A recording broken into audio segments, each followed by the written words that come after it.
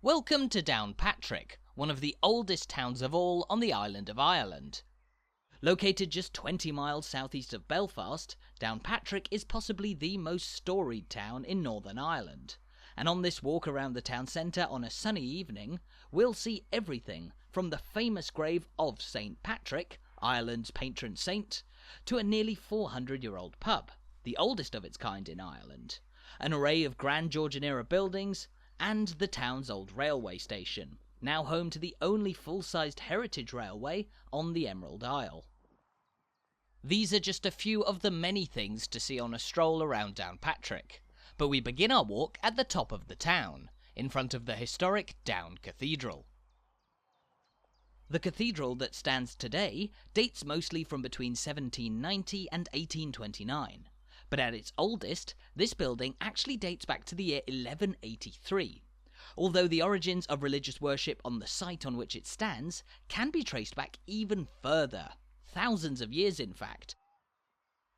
Nowadays, however, Down Cathedral is most closely associated with the patron saint of Ireland, St Patrick, and standing here in front of the building, we find St Patrick's Cross.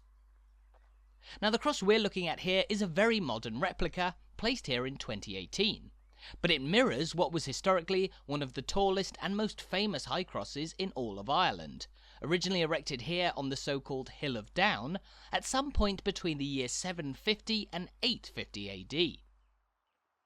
It's said that the original medieval cross was built to mark the site of St Patrick's grave, and 3 fragments of that original monument can still be found on display inside Down Cathedral, after they were removed from St Patrick's grave in the year 1900. Now, St Patrick's grave is far from the only one to be found surrounding Down Cathedral, up here on the Hill of Down, also known as Cathedral Hill, which is a prominent landform that dominates the modern town, and is thought to have been the earliest place of settlement in Downpatrick. Exact dates for Downpatrick's earliest origins are sketchy, though a town did certainly exist here by the year 140 AD, as it appeared on the very first map of Ireland in history, which was created by the Roman geographer Ptolemy.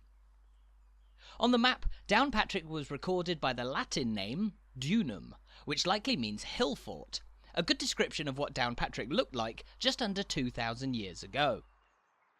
To locals, however, the hill fort that existed where we're walking now was known by a number of very different names, and we'll talk more about them a little later on, though nowadays it's very clear where the town of Downpatrick draws its name from. As the site of St Patrick's Cross, we know that the Hill of Down is reputed to be the burial site of St Patrick himself, and just here we find a large boulder that's commonly thought to mark that very site. As you'll no doubt know, the story of Ireland's patron saint is one filled with much uncertainty and legend, but it's generally thought that he lived at some point in the 5th century. Interestingly, however, St Patrick was most likely not born in Ireland, but across the sea in Great Britain, probably Scotland. Patrick grew up in Britain, but at the age of 16, he was kidnapped and sold into slavery on the Emerald Isle. The story goes that Patrick then escaped a few years later and fled either back to Britain or all the way to France, but eventually he returned to Ireland after he heard the voice of the Irish people calling him back in a dream. It was around this time that he also converted to Christianity, and so upon his return to Ireland he began spreading the gospel and worked as a bishop. You'll also be aware of the legends telling of how St Patrick drove the snakes out of Ireland, and how he used the now iconic shamrock plant to describe the Holy Trinity to the Irish people. But how exactly did he come to be buried here in Downpatrick? Well, the story goes that Patrick died in the nearby village of Saul, where he built his first church in Ireland on the 17th of March, the date on which St Patrick's Day is celebrated in the modern day. After his death, his body was brought here to the Hill of Down and buried in the grounds of what would later become Down Cathedral, having been the largest place of worship in the local area at the time. Of course, this building didn't exist at the time, but after it was built in the 12th century as part of a hilltop monastery, it's said that the buried remains of St Patrick were unearthed by the English knight and self-labelled Earl of Ulster, John de Courcy, who invaded the region with the initial backing of the English King Henry II. Accordingly, de Courcy unearthed the remains of not just St Patrick, but also St Brigid of Kildare and St Colmcille, otherwise known as St Columba. Together, these three saints were regarded as the three national saints of Ireland, and de Courcy, as part of a propaganda push to establish his own power over Ulster, created a staged discovery of the three saints' remains, and reburied them here at Downpatrick. Now there's very little of Downpatrick that remains from that era, although here at the magnificent eastern end of Down Cathedral, you'll find another fantastic replica of a monument that existed at the time. Though built in 2014, this seemingly heavily weathered cross is a replica of the historic High Cross of Downpatrick, which is thought to have been built all the way back in the 10th century. For as many as 8 centuries, between about 900 AD and the year 1729, the High Cross was an important monument that stood at the foot of English Street, in the centre of the busy civilian town of Downpatrick, although it was eventually relocated up here onto Cathedral Hill in 1897. As the supposed site of St Patrick's grave, Cathedral Hill has for centuries been an important place of pilgrimage, visited by people who've journeyed from all over Ireland, and in modern times even further away. The popularity of the grave is actually the reason that it's now topped with that boulder we saw earlier, as for a long time, pilgrims would come and take the soil of Patrick's grave home with them. Nowadays, you can't take any soil with you anymore, but don't despair, because if you make the trip up to Cathedral Hill to see the grave, there are plenty of other captivating landmarks to stop and admire along the way. This building, for example, is the historic Southwell School, which was established all the way back in 1733 as a place for the education and care of Downpatrick's poor and orphaned. And it's one of a number of buildings along English Street that showcase how this town really began to develop during the Georgian period of the 18th and 19th centuries. Across the street from the school, there stands a pair of beautiful houses which date from 1836, and for many years they were used as lodgings by visiting judges working at Downpatrick's Courthouse, which is located just a short distance away down English Street. Of course, if things didn't go all too well for you at the courthouse, there was every chance that you'd end up in this rather imposing building, the old Gaol of Down. This expansive prison, which served as the county jail of County Down, was built over 7 years between 1789 and 1796, and it held prisoners from across the county until it was eventually closed down in 1830. Nowadays, it's the home of the Down County Museum, where you can explore the interior of the old jail and discover a range of exhibitions dedicated to the impressive heritage of what is today the 3rd largest county in Northern Ireland. As we look back towards the cathedral, though, it was on the site where the old jail now stands that you likely would have found the medieval monastery of the Irish that was established on the Hill of Down back in 1138, likely founded by the renowned Irish saint Malachy, who at the time held the position of Bishop of Down. Malachy's monastery was unfortunately short-lived, as his community of monks were evicted by John de Courcy upon his conquest of Ulster. Either way, there's a wealth of medieval heritage running through this town's veins, especially on English Street. But here, we're walking past a much more modern building of 1855, this being the imposing Downpatrick Courthouse. The courthouse is one of the grandest buildings on English Street, and also one of the newest, as it was actually built as a replacement for a previous courthouse of 1735, which burned down in a fire. Interestingly, the new courthouse was also built with a special underground tunnel running out the back and straight into the new county jail, opened in 1830, and which is now a part of Down High School. The courthouse, however, remains in use, while the building also spent nearly 100 years, from 1878 until 1973, as Down County Hall, the meeting place of Down County Council. Just across the road, meanwhile, are a row of houses built in the mid-18th century that were originally reserved for the widows of deceased clergymen working at the cathedral, though nowadays they're just a few of the many historic Georgian-era buildings on this long and rather austere town street. By now, you might be thinking that 18th century buildings, like the ones surrounding us here on English Street, are two a penny in Downpatrick.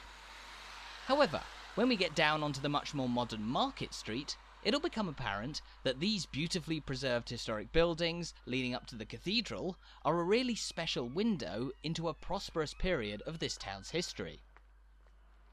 Despite the town's historic significance, linked to St. Patrick and early medieval kingdoms, which we'll touch on later, Downpatrick was still a fairly ramshackle place until as recently as 300 years ago, made up of 4 dirt roads hemmed in by the surrounding hills, those being English Street here, Scotch Street, Irish Street, and Barrack Street.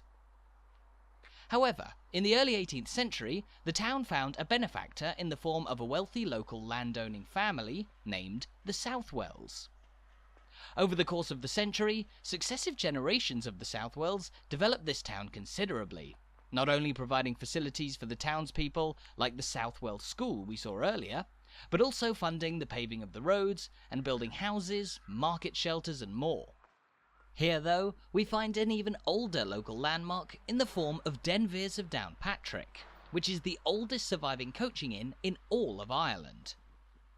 Opened all the way back in 1642, this pub was for a long time a focal point in Downpatrick, not just as a popular place for a pint, but also as the departure point for many stagecoaches that could have taken you further across Ireland, with so-called St. Patrick coaches headed for Belfast, leaving from Denvir's in the 19th century, when the trip would have cost you at most 11 shillings. At the time Denvir's was established, English Street here was almost certainly the main road in the town, which had grown outwards from the Cathedral. As the years went on, however, Down Cathedral fell into ruins, and so the civilian community of Downpatrick took on a greater significance, expanding further outwards from roughly this point at the bottom of English Street. It was on these crossroads that the historic High Cross we saw earlier stood for centuries, while today it's where you'll find Downpatrick's impressive old town hall, which was built back in 1882. Complete with a soaring clock tower, the modern red brick town hall was the home of the town council until 1974, whereas nowadays it's where you'll find the delightful Down Arts Centre, which helped to refurbish the building after a long period of disuse. We'll talk more about the old town hall in a minute, but this being Northern Ireland, why exactly have we spent so much of our walk through Downpatrick walking along a street called English Street? Well, as we mentioned, English Street is one of the oldest in town, and it takes its name from the fact that it ran straight through an area of Downpatrick once known as the English Quarter, one of 3 historic districts in the town, alongside the Irish Quarter and the Scotch Quarter. This most likely referred to the fact that each quarter was mostly populated by each nationality in the aftermath of the plantation of Ulster in the 17th century, and all of those street names survive to this day.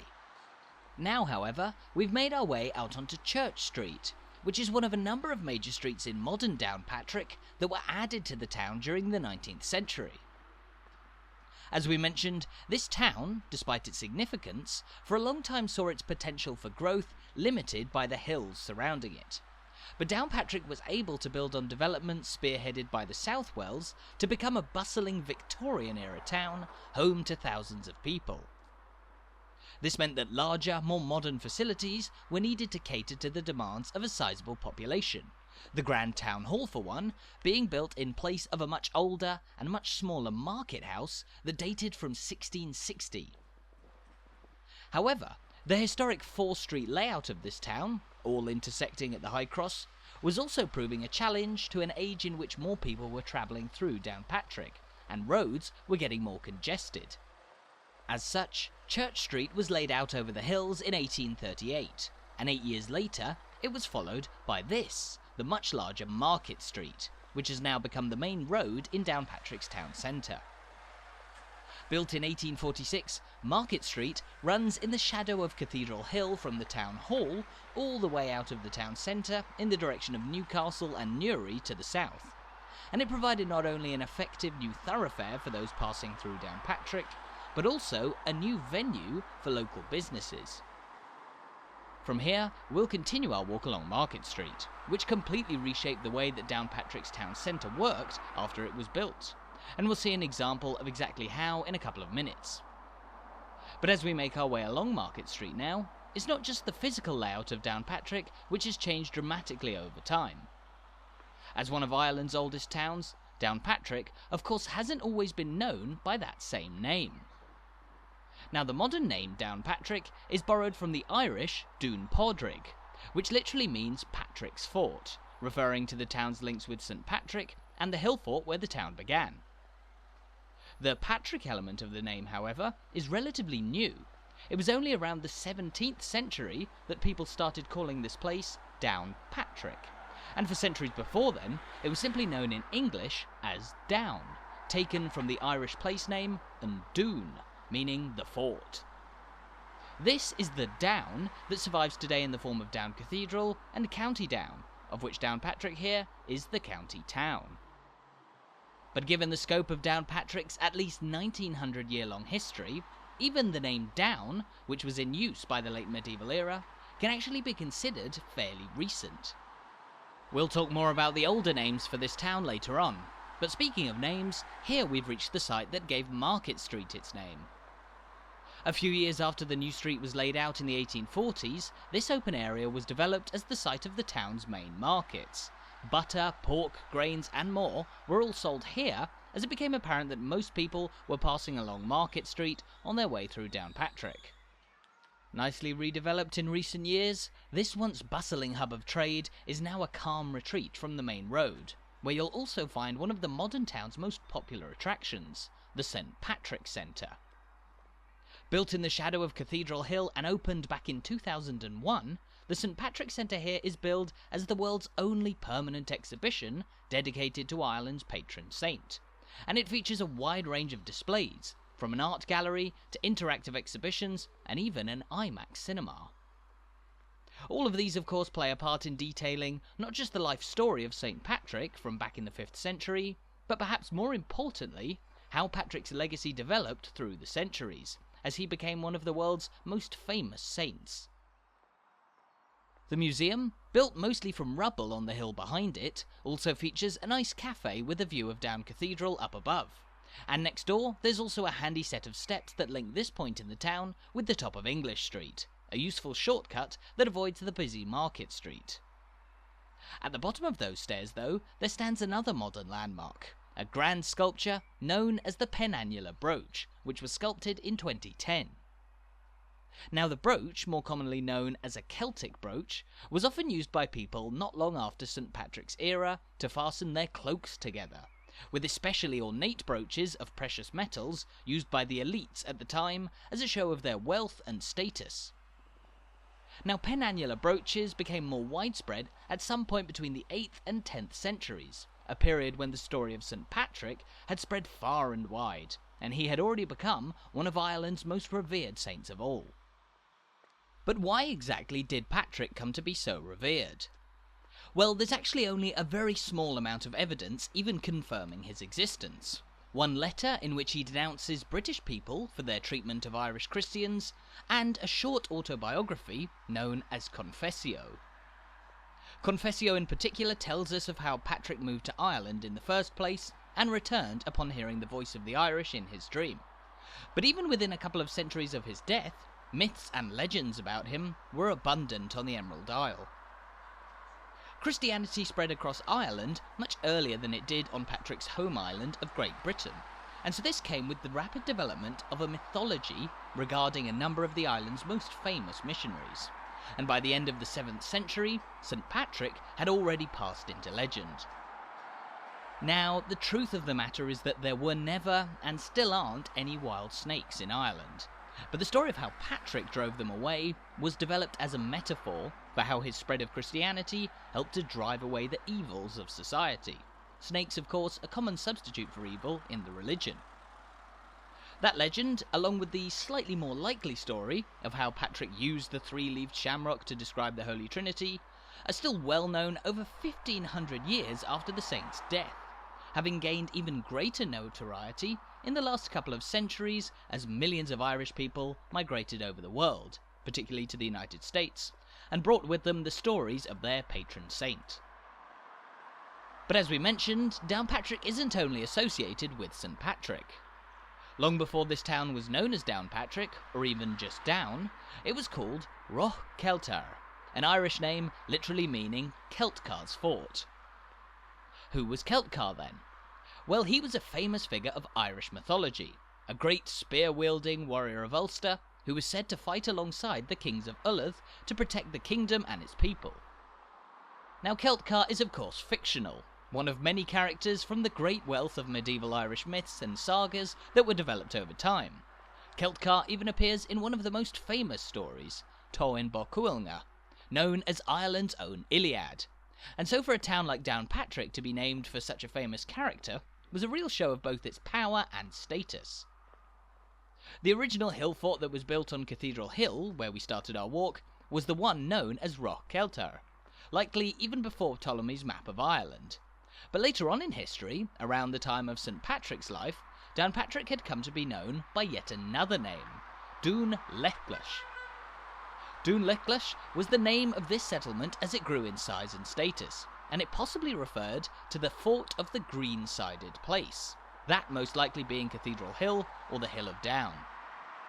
Dún Lechlach remained the name of this town right up until the early 11th century, when it was replaced by Doon, although you'll still see references to the town's older names, like the sign reading Rath Celtair House across the road from us here, in the modern day.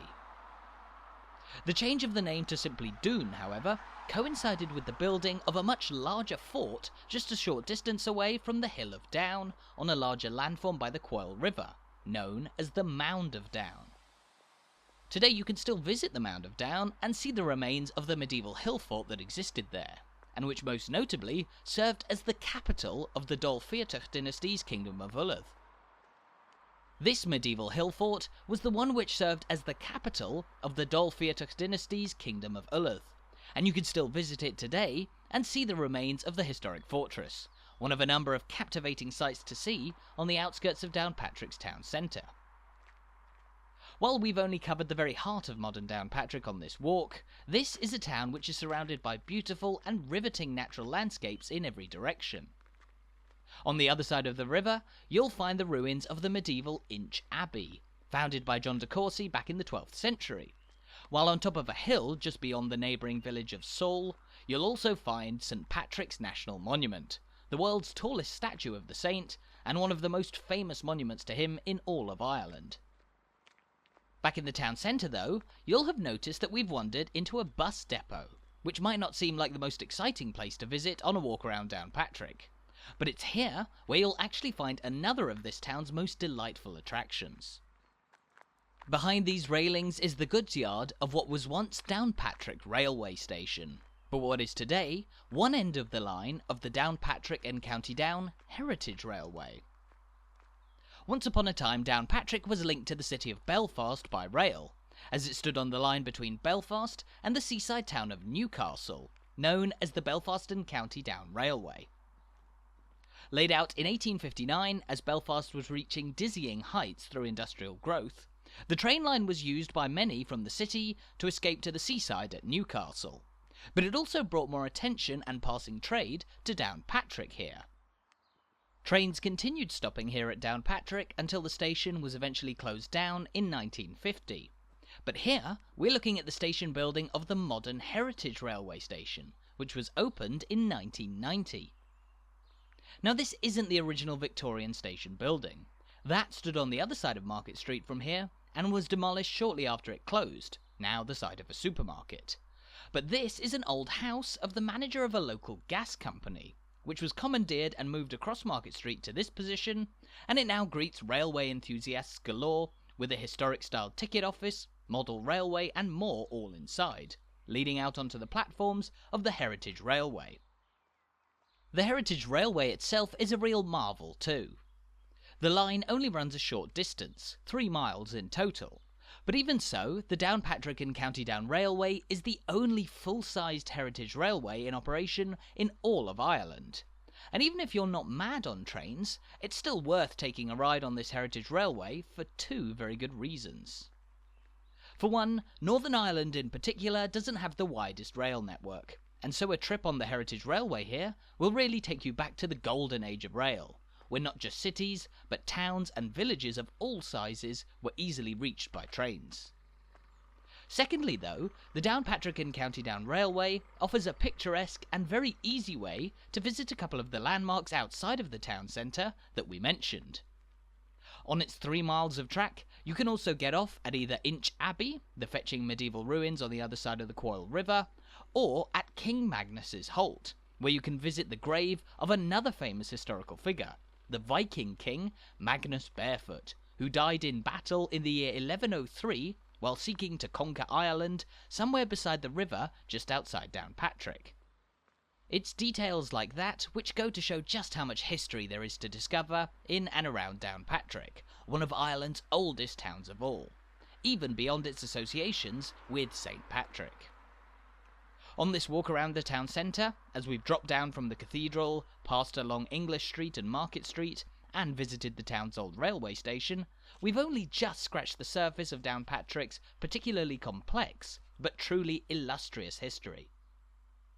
There are few places in Northern Ireland quite as storied as this, and there's something for everyone to see in this town, whether it be the magnificent cathedral, the grave of St. Patrick, the austere Georgian buildings of English Street, or some historic trains parked up at the end of the town's heritage railway. It's here, though, as the sun sets over the hills by the Coil River, that we've sadly reached the end of our walk around Downpatrick for today.